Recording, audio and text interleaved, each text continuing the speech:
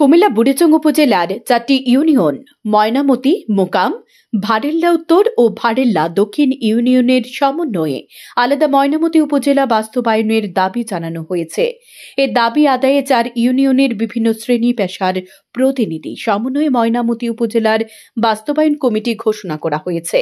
কমিটির আহ্বায়ক ইঞ্জিনিয়ার আব্দুল মুন্তাকিম ও সদস্য সচিব বাংলাদেশ সংবাদ সংস্থার বিশেষ প্রতিনিধি ল ডেস্ক ইনচার্জ দিদারুল আলম দিদার।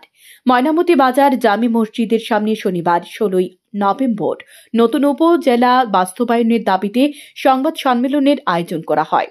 সংবাদ সম্মেলনে বক্তব্য দেন কমিটির সদস্য সচিব দিদারুল আলম দিদার। এ সময় বিভিন্ন শ্রেণী পেশার লোকজন উপস্থিত হয়ে দাবির সাথে একাত্মবোধ প্রকাশ করেন।